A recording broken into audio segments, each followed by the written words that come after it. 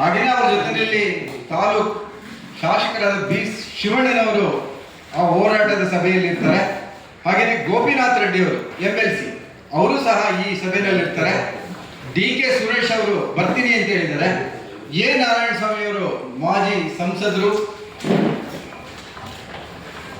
ಮಂತ್ರಿಗಳು, ಹಾಗೆಯೇ ಡಾಕ್ಟರ್ ಯಲ್ಲಪ್ಪ ರೆಡ್ಡಿ ಪರಿಸರವಾದಿಗಳು ಅವರು ಇರ್ತಾರೆ.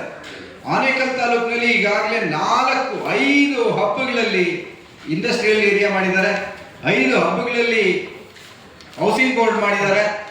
ಒಟ್ಟಾರೆ ಒಂದು ಅರ್ಧದಷ್ಟು ಜಮೀನು ಈಗಾಗಲೇ ರೈತರಿಂದ ತೆಗೆದುಕೊಂಡು ಬೇರೆ ಬೇರೆ ಇದಕ್ಕೆಲ್ಲ ಉಪಯೋಗಿಸ್ಕೊಂಡ್ಬಿಟ್ಟಿದ್ದಾರೆ.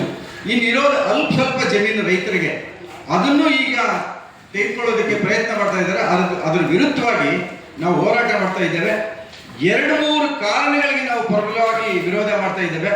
ಒಂದು, ಅಂತರ್ಜಲದ ಕುಸಿತ ಆಗಿದೆ, ಎನ್ವಿರಾನ್ಮೆಂಟಲ್ ಪ್ರಾಬ್ಲಮ್ ಇದೆ, ಕಸ ವಿಲೇವಾರಿ ಆಗ್ತಾ ಇಲ್ಲ, ತ್ಯಾಜ್ಯ ಎಲೆಕ್ಟ್ರಾನಿಕ್ ಸಿಟಿದು ಇಡೀ ವರ್ಲ್ಡ್ ಅಲ್ಲೇ ಬೆಂಗಳೂರು ಎಲೆಕ್ಟ್ರಾನಿಕ್ಸ್ ವೇಸ್ಟೇಜ್ನ ಮ್ಯಾನೇಜ್ ಮಾಡೋದ್ರಲ್ಲಿ ತುಂಬಾ ಕ್ಲಿಷ್ಟಕರವಾದ ಪರಿಸ್ಥಿತಿನಲ್ಲಿರೋದು ಈ ವೇಸ್ಟ್ ಎಲೆಕ್ಟ್ರಾನಿಕ್ ಸಿಟಿದು.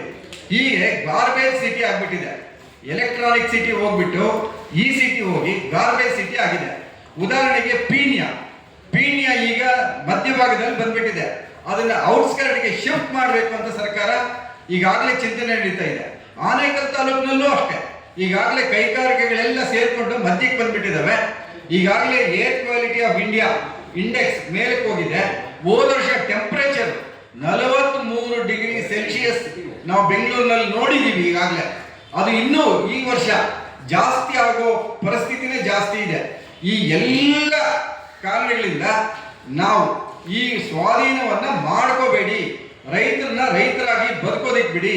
ಇಡೀ ಬೆಂಗಳೂರಿಗೆ ಇವತ್ತು ಅರ್ಧದಷ್ಟು ಭಾಗಕ್ಕೆ ಆನೇಕಲ್ ತಾಲೂಕಿನಿಂದ ತರಕಾರಿ, ಹಣ್ಣು, ಹೂವು ಇವೆಲ್ಲವೂ ಸಪ್ಲೈ ಆಗ್ತಾ ಇದೆ.